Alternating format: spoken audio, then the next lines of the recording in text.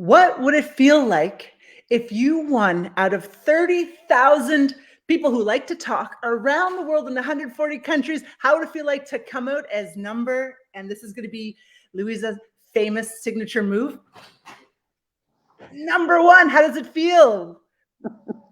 Jessica, so good to see you again. I'm just glad I finally met you last Oh, weekend. That was amazing. That was something I've been looking forward to. So it feels amazing. I'm still pinching myself. I still can't believe it, but I'm here for it. So let's do this.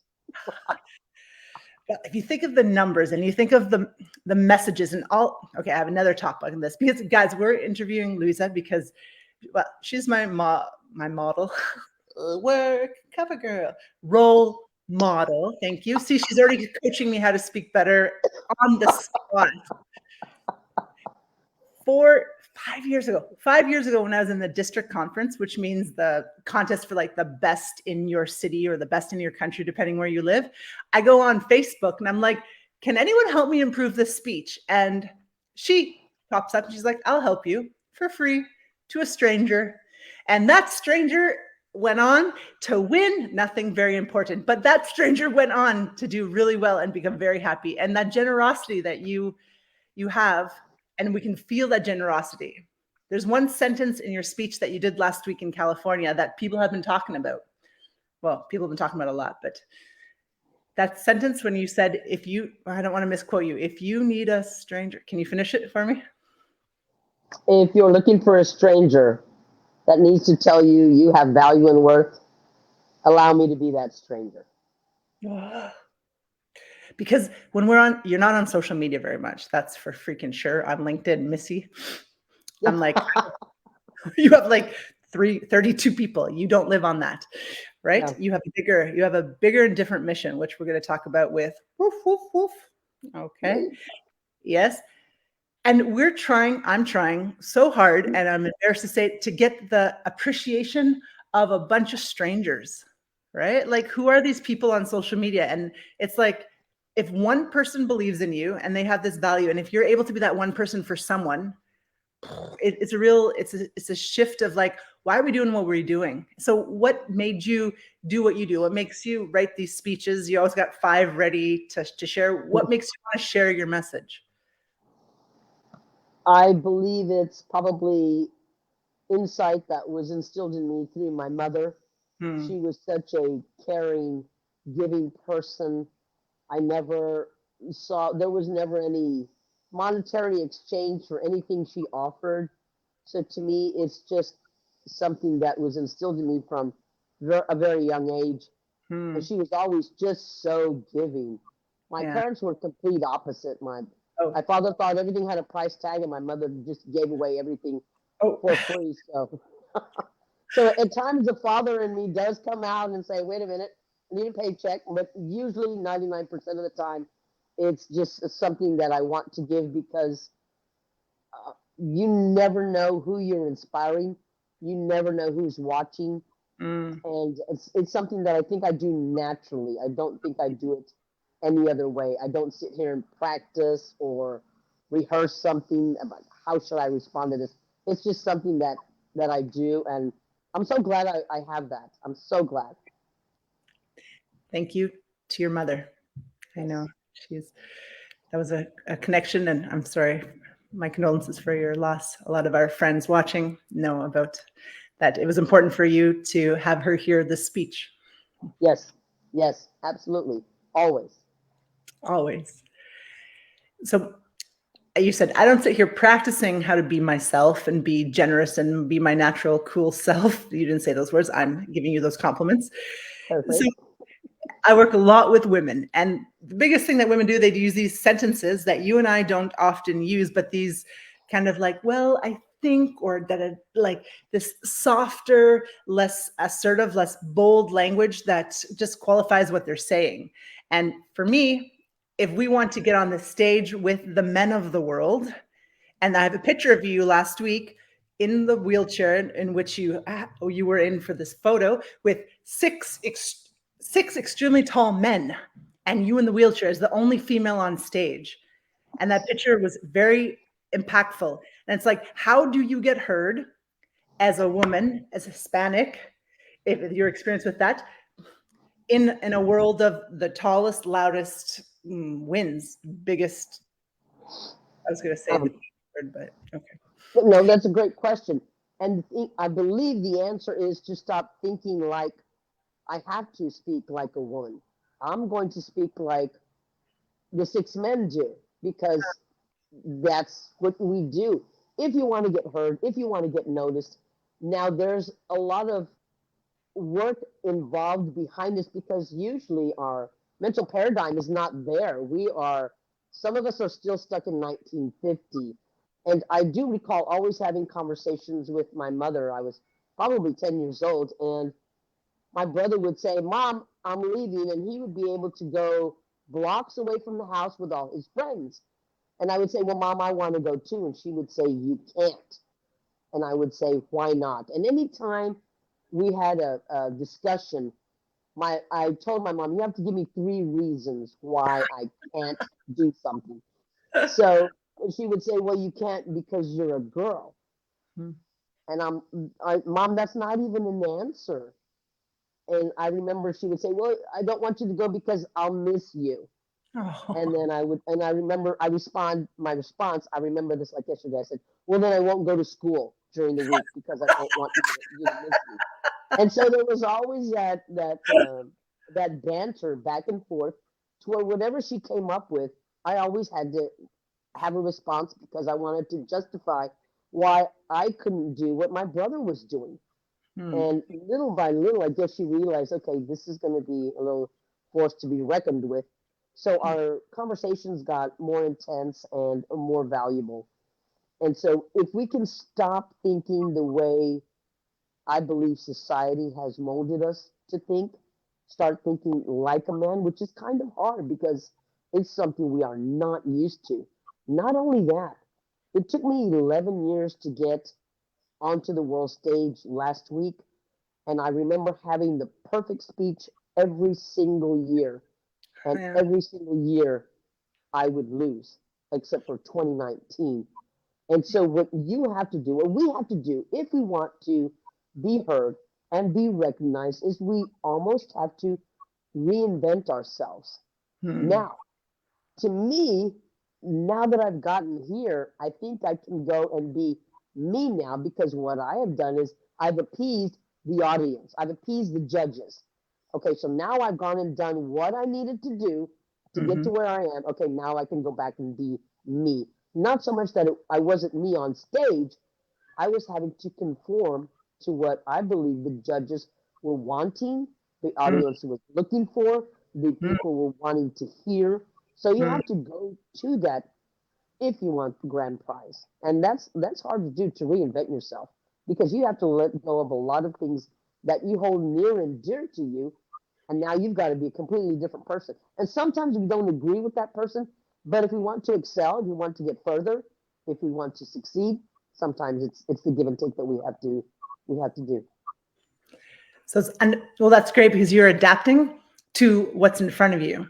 And so, to all the women that we've worked with the women in Barcelona that I do the workshops with in public speaking, it's like, know who's in your room. When we're all women, okay, you can talk about that topic, about what it's like to be a mother and your menstrual cycle and how annoying your husband is. You can do that. But when the room's half full of men, we cannot do it. And it's like, we must adapt to that. And it's like, well, we don't want to lose our authenticity. And it's like, oh, you're authentic. There's no way I didn't see Luisa on that stage. That was, as far as I know you, that was you. And you were kick-ass and you were bold and you were funny and you were direct and you were strong and you were warm. All of them. And you knew what the judges wanted. And you know the Toastmasters energy of what wins contests because you've been there 11 times. So you're not losing anything. You're just adapting. And so what is your advice for women to adapt to situations where they feel quite out of character, but is it having a stronger mission, being really focused on what you need to not feel bad about yourself, that you're, not your sweet self all the time? I don't know. Well, you can be your sweet self.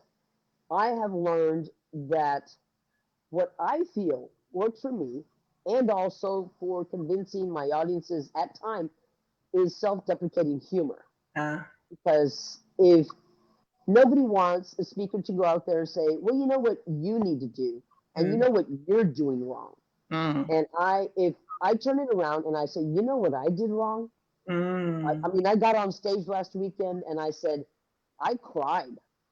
And mhm, it took a lot for me to say that because I grew up with my father saying, sissies cry and boys don't cry and girls don't cry and quit crying and why are you crying? So it was instilled in me not to do this. So for you to get the reaction of an audience, if you're going to speak about something, if the more passion you put into your speech, the more you open yourself up and be vulnerable, the audience is going to see that. They're going to gravitate to your message because everybody has gone through, and that's another thing. If you're going to speak about something, my advice, if you want it to be a winning speech, is a topic that's going to relate to 99% of your audience.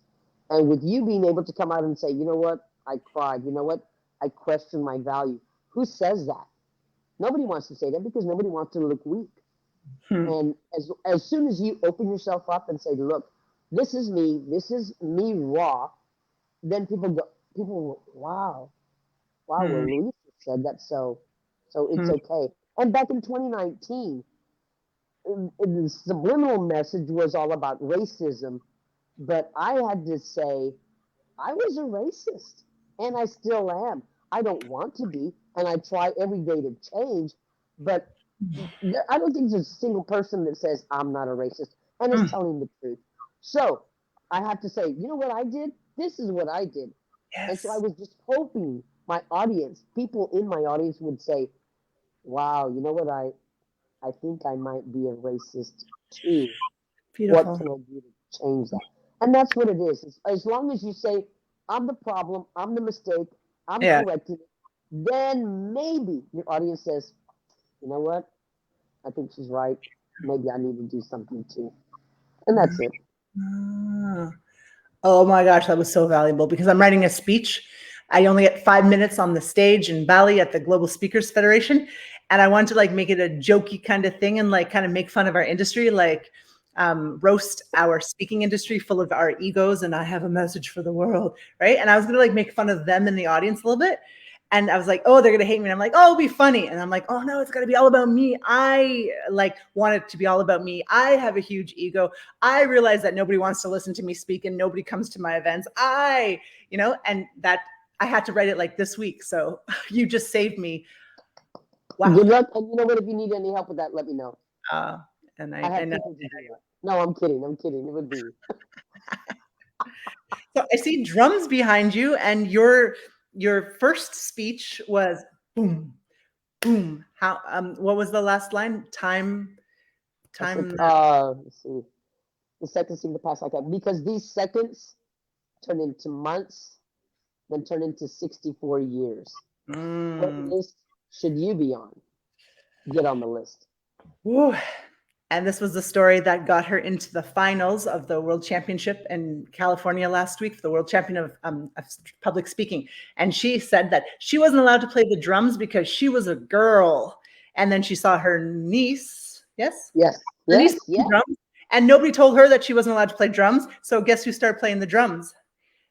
At the There, age of 64. yeah, So, and you know what, Jessica? I'm so glad you're bringing this up because people think that when you give a speech, you have to have one message.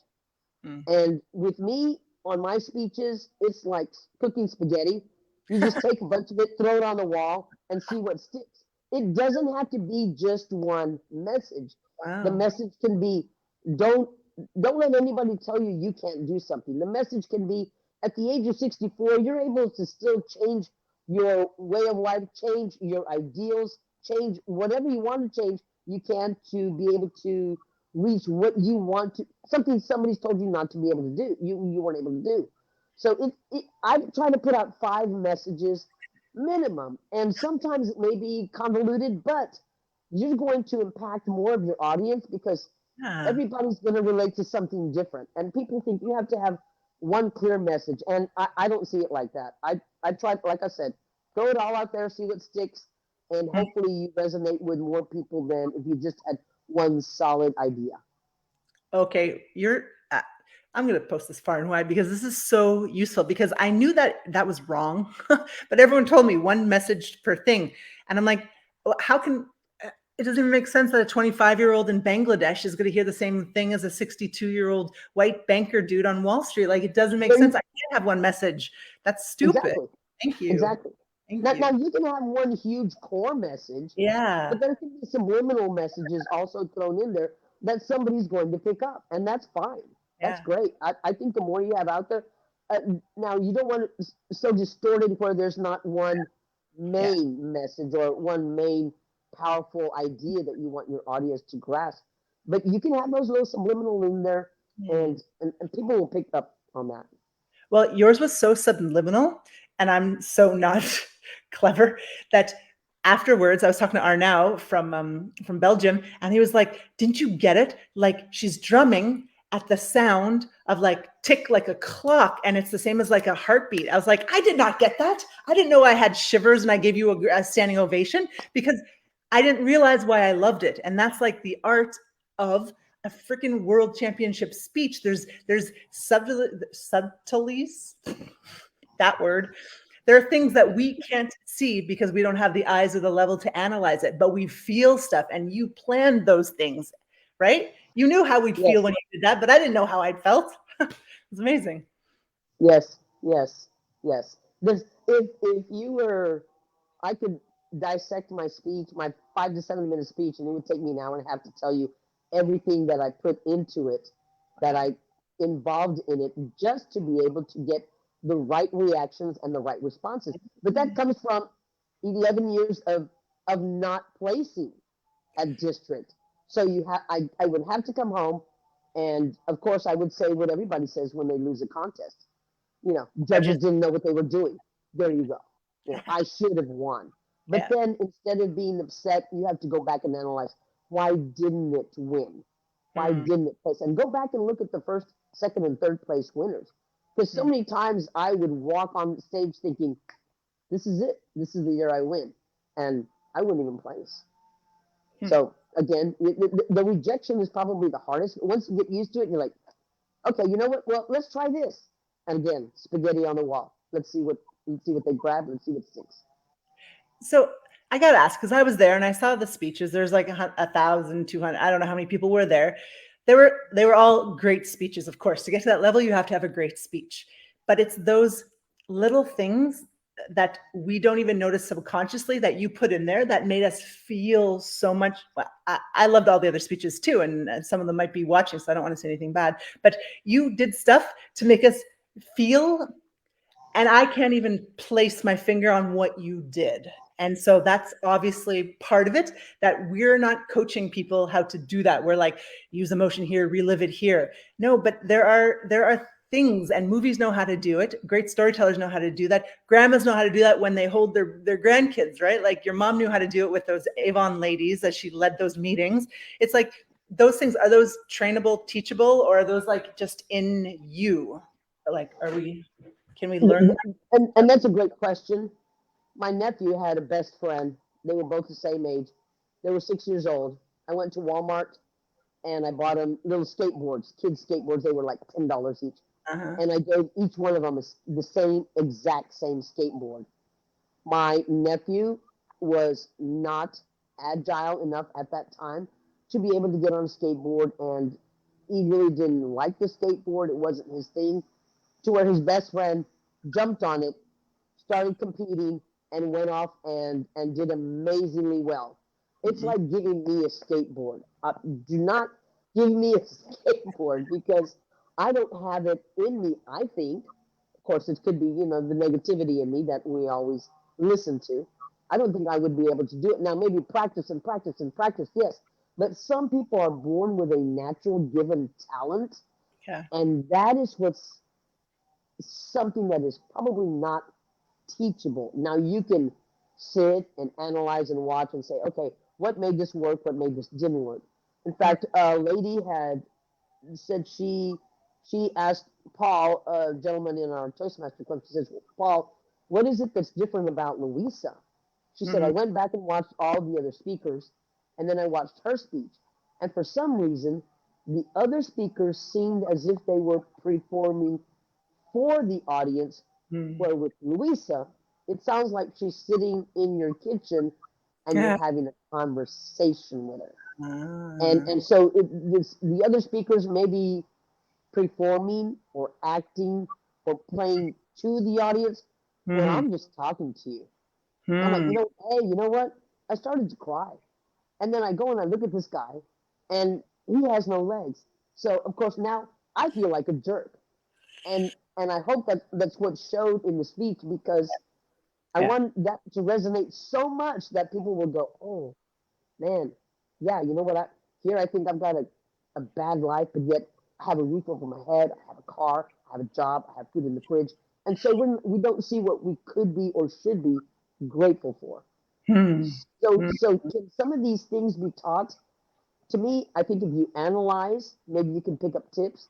But some people have a natural. I am not a natural born skater, so I realize that. So I would have to get coaches. I would have to get lessons, all that stuff. And yet, even then, I'm probably not going to be as good as someone who's got that natural born talent. And that's the hard thing to accept. So good question. Well, the second place winner, beautiful Hannah. Yeah, Hannah. She was just, when you three women were on stage, just so proud to be a woman, and like the vulnerability and the honesty, and Angeline, when she was reaching over and touching both of you guys, and this, just like three men would have never answered the questions the way you guys answered questions. It's a totally, and some people are so annoying. And if you're watching, you're annoying when you're like, men and women are the same. And I'm like, you're not, and you need to adjust to the audience. And if men talk like that, if men talk with more heart, it would be a different competition. And I don't know if they can. And you took what men do exceptionally well, which is bold humor and self-deprecating humor, and you combine them. And I think that was the piece that the other ones were at much lower levels, I have to say. That's what I analyzed, heart and humor. And you know, somebody had pointed out, I don't know what it was, but somebody had taken a picture of the three of us. And I went to stand up because I recall telling myself that I was not going to, I made a promise to my mom and myself that if I were to win #1 in the world this year, I was going to walk on stage. I was not going to be assisted by my wheelchair, which, you know, and I was going to take crutches, but crutches would have never served me. So I took my wheelchair with me. So glad I did. However, when the three of us were on stage, it was so beautiful. Again, these are two strangers to me, Hannah and Angelique. And if you look at the picture, Angelique is holding my shoulder, almost holding me up, and Hannah has her arm wrapped around my arm, holding me up. And that was so beautiful, and that was exactly what my speech, what I wanted to incorporate as a message. I'm like, you know, if we would just treat each other with the dignity and worth that we want ourselves to be treated as or like, that, wow, can you imagine? And so they were both holding me up, and somebody said, notice how second and third place are holding up first place. And I went, wow, that just blew my mind. And I'm not saying men wouldn't have done the same thing. I'm not saying that. It's just, it's a different world. And with Toastmasters starting out to where I believe only the last 47 years they allowed women into the club. You know, it was a man's club, and that's okay. But breaking down barriers and acceptance is really all we want. Everyone just wants to be accepted for who we are and what we are. So anyway, I digressed. I apologize, but yes, I thought it was really, really great that these two strangers that I had just met were here holding me up. That was awesome.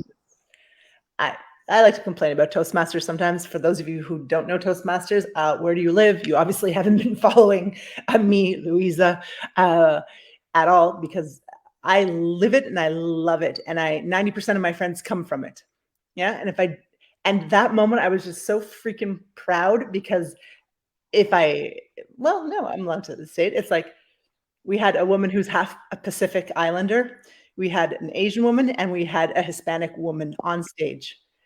And it was so freaking good because 20 years ago, it's like 20, I don't even know how many years ago, 10, 20 years ago, those women, you women would not have a voice. And you guys are the top 3 women in the world. And I just want to be like, ah, it's it's so beautiful that it was rewarded and that Toastmasters sees it now. And Mm-hmm. it's gorgeous. It's that glass ceiling. You got to shatter it. The what? The The glass ceiling. glass ceiling. You have to shatter it. Yeah. Well, Yep. that's the next question. It's like shatter is a very strong word. It's not politely knocking and asking for your seat at the table, right? How Oh do you no, no, no! You have to yeah, shatter it. you got to shatter it. And that Yeah. makes you enemies. I've been shattering some of the groups that I've been in. I've been confronting things and I shattered a little bit and then I get kicked out. Like I have some enemies now because I'm not putting up with kind of the old school way of the old white guy gets to talk the whole meeting and everyone else just listens.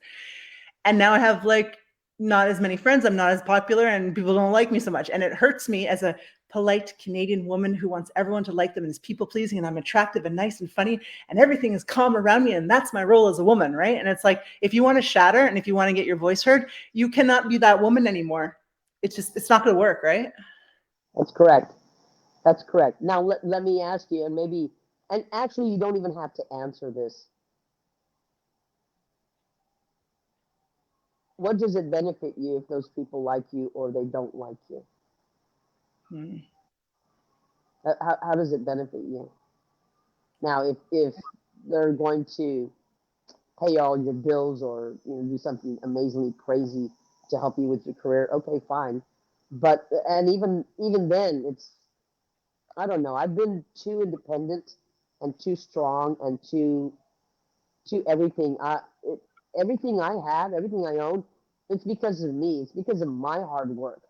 So to me, when you do that, it's very easy to see who's there to help you and who's there to hold you back. Hmm. And if you're there to hold me back, I really don't need it. Don't need you. Really don't need anyone. Hmm. However, there are people that are put in our life to help us, and those are the amazing people that you have to realize. Okay, these people, and I believe again we become so divisive to where, for an example, and I'm not even going to discuss anything about this, the political race coming up, it's almost divided the nation, and that's sad because we weren't there 20 Hmm. years ago. Hmm. Hey, I'm voting for so and so. Oh, wow, okay, well, you know what? I'm not. And that was it. End of discussion. Yeah. It didn't overtake your entire life. So to Hmm. me, we become so divisive to where if we can get back to where we were, where it was okay and accepting everybody for whoever they were voting for, whoever they wanted to love, or whatever religion they were, or they weren't a religion, well, that Hmm. shouldn't matter. That shouldn't matter at all. Anyway, we've taken it to a level that I think we need to come back down from that. Well, I'll relate it back to the title of your speech, 37 Strangers, where 37 strangers saved your life after that car accident. And they didn't know you. They didn't know your religion. They didn't know anything about you except for that they wanted to, oh, I'm going to cry. They wanted to keep you alive. And it's Exactly. like, if we were all wanting to keep people's spirit alive and to see the best for other people, there'd be like no problems. But there's something human in us that if they have it, we don't have it. And I'm sure it comes back to the foraging days and still in many countries in the world. If my neighbor gets that potato, I don't get that potato. So it's like we need more prosperity and more sharing, or else it's not going to change, right? And less jealousy because you know what, Jessica, you have a beautiful aura. You Hmm. really do. And some people that don't have that want it, the jealousy comes out, and that's what overtakes their view on you, their relationship with you. Because if you're not jealous of anything, if I'm not jealous of anything you have, I'm going to try to support you. I'm going to try to get you to where the top. And you know what? Somebody asked me, I want you to help me with my speech, but you probably wouldn't help me, right? Because I'd be competing against you at district. And I told them, I said, I want to help you for two reasons. One, I'm going to teach you everything I possibly can. And Hmm. what you do with that is up to you. And the reason I'm going to give you every single trick in the book that I have is because if you beat me, that means I need to up my game and Hmm. get better. If I beat you, then I don't feel bad about it because I gave you every trick in the book and I still came back and beat you. So it's a win-win either way. Nice. And when we leave jealousy out of the equation, Yeah. there it is. So people will be jealous of you, of your success, of your aura, of your beauty, of your energy. You have an energy. And that's what attracted me to you in the very beginning. I saw you were out here and said, hey, I'm here, and you're running with your phone and you're doing all these podcasts, and I'm cracking up going, go, Jessica. So absolutely, absolutely, absolutely. So don't worry about the naysayers. You just keep being Jessica, okay? We need you in the world. That was unexpected and very, very nice. Thank Absolutely. you. Thanks. Should we end the podcast on me crying, or maybe we can talk about other things that are cryable, like dogs that don't have homes and how you were adopting all the dogs of North America? Tell me about your passion about this mission you have. And actually, yes, thank you for bringing that up because that's the two things I had at the top of my bucket list was one to be able to place first in the world. So now I can put a check mark next to that, which yay! Yeah. Only took me 11 years, but then again, you have to realize that. Hang on, I've got the wind here and long hair, so that doesn't mix. The the thing we have to realize is how bad do we want it? Because back in 2019, I almost gave up. And Hmm. my 94-year-old mentor, Phyllis Allen, said, you know what, Lucy, you're not having fun. And it shows. The audience picks up on that. You need to go have fun. And Ah. I'm like, Phyllis, this is a competition. There's no fun in competition.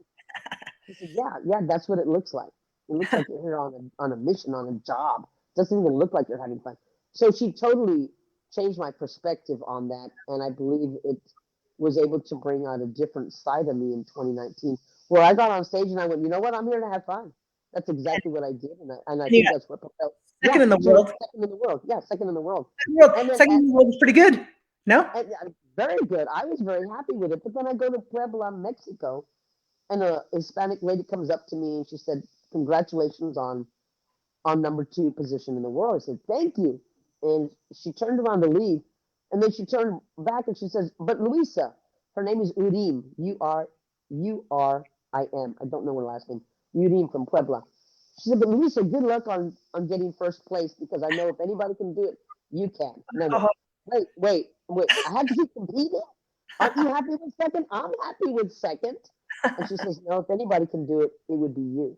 Ooh. So I readjusted everything and then went back and tried to get number one. And I owe so many people a big thank you for their encouragement. But she was the one that instilled it that you need to Mm. go for number one. I was like, wait, what? I do? Are you serious? No. And I'm And so glad I did. And I'm so glad she was there to encourage me and see that. So yes. and And I digress and I forgot what the question was. oh, they got well. We're gonna pretend you Oh, the didn't. dogs, the dogs. So, so the winning number one and the dogs, both in on the first top of the list items that I wanted to cross off. So I'm checking off the first in the world, and that's great. And I'm still, it's so surreal. I'm still not believing it. And the Hmm. second thing is to try to save the dogs, and I feel the answer is free spay and neuter because down here in South Texas, it's almost a third world country attitude where people don't spay and neuter, and we just have an overpopulation of dogs. Hmm. Something I've been working on probably for about 5 years. I haven't given it the attention that it deserves, but I believe now that I've got a platform that I can use, which is a speaking platform, to bring awareness to find veterinarians. I have the equipment ready, I have the building ready. I just need the funds, which I think I can get that also. But I'm short, I'm lacking on veterinarians. And if I think I can get 5 veterinarians that over a period of 2 days can each spay and neuter 100 dogs, 50 dogs a day. If I do that once a month, I'm thinking in 7 years I will have eradicated the problem of street dogs, strays, all these homeless dogs that that we have to euthanize. So that's something near and dear to my heart. Probably my next project. Well, I know it will be my next project. Something I've been working on. So I'm hoping to propel that to a different level now that the contest is passed. So yes, that's my second on the list, and that's probably what I'll be dedicating a lot of my time to now. I like that you said eradicating, because that's such a powerful word, right? Because it seems like, well, I could do this, but there's still more kids that don't go to school in Nigeria, right? So or I can help the kids in Afghanistan. Like there's these I care about girls going to school. That's kind of my shtick in this world, I think.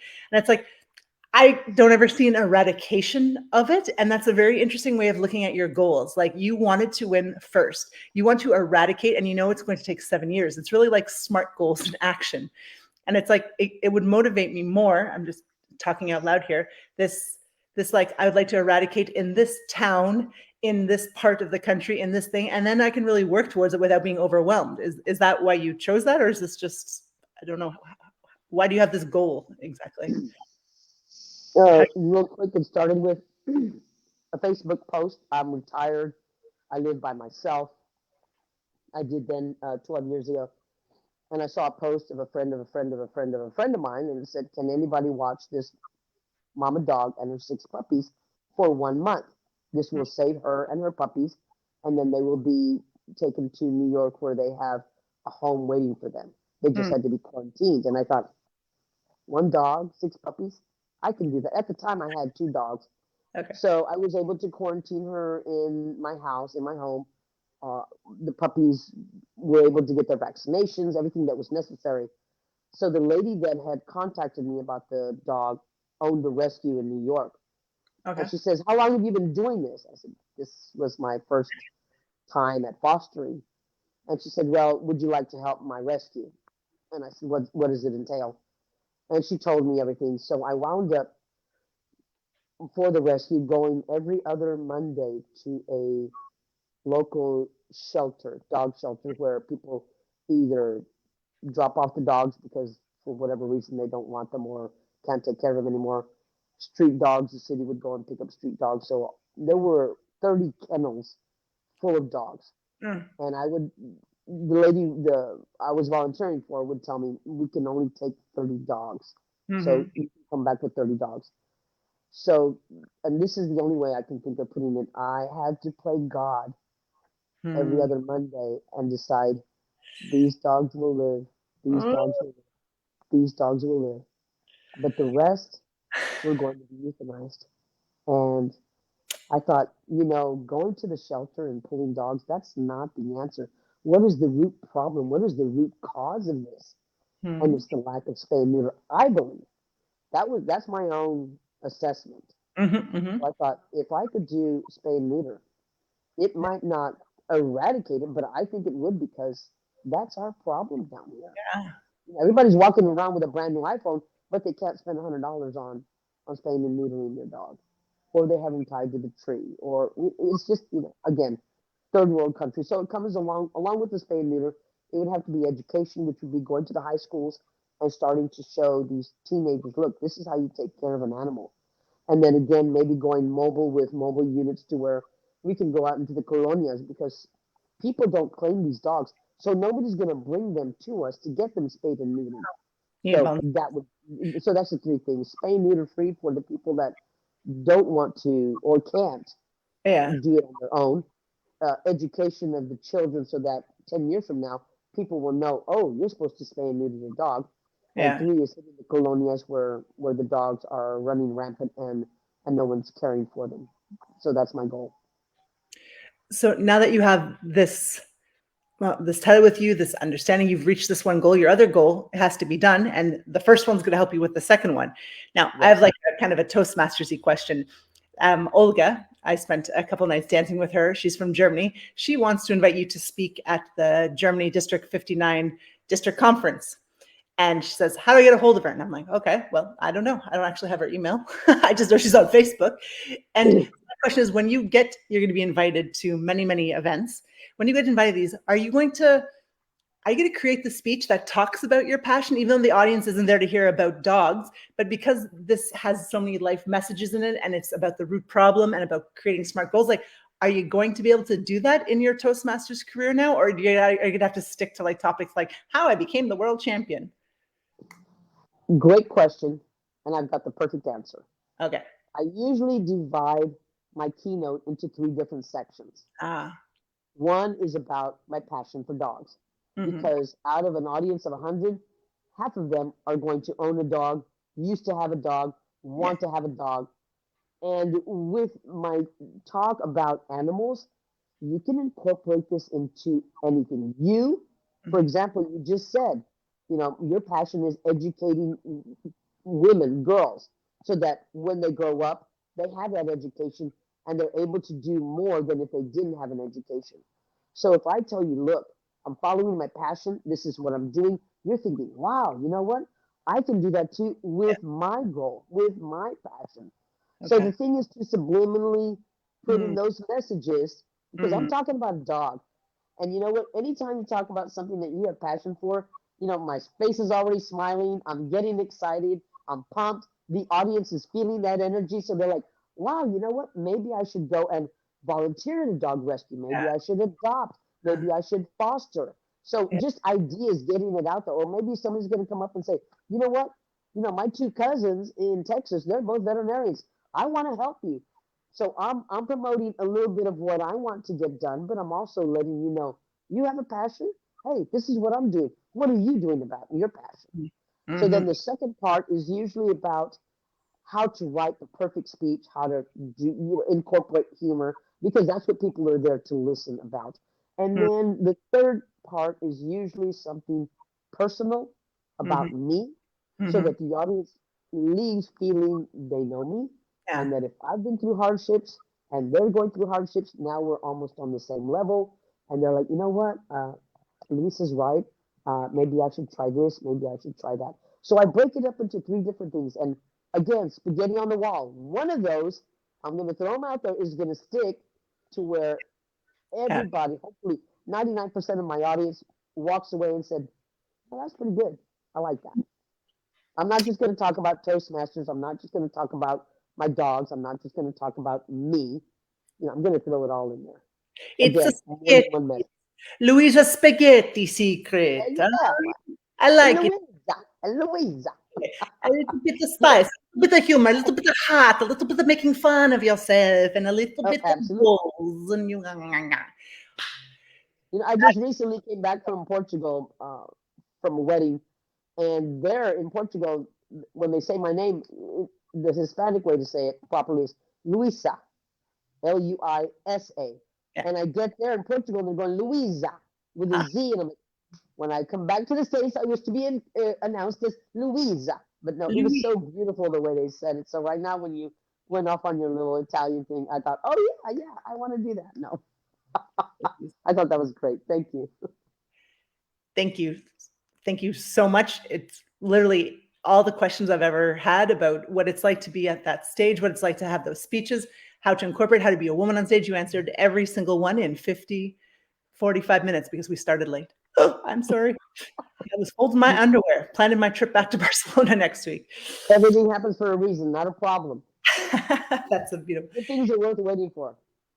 And you were beautiful. Thank you.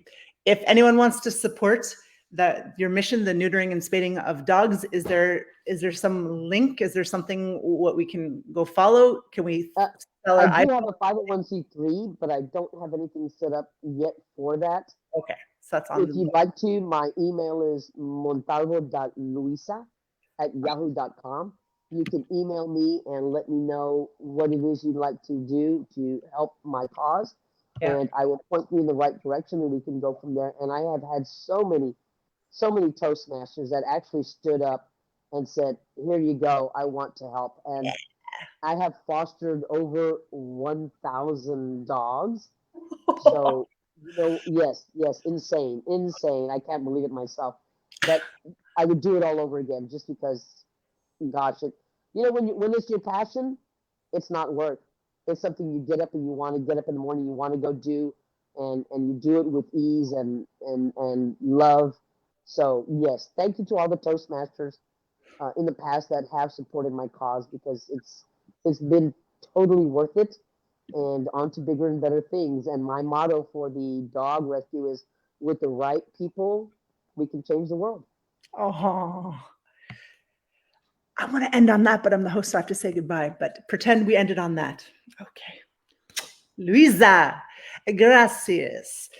The world's top speaker, the first Hispanic to win the World Public Speaking Championship. I'm sure Mexico was dancing, screaming your name, Luisa, with Arabic rolls of the tongue. Besos. Adios, amiga. Adios. Con amor.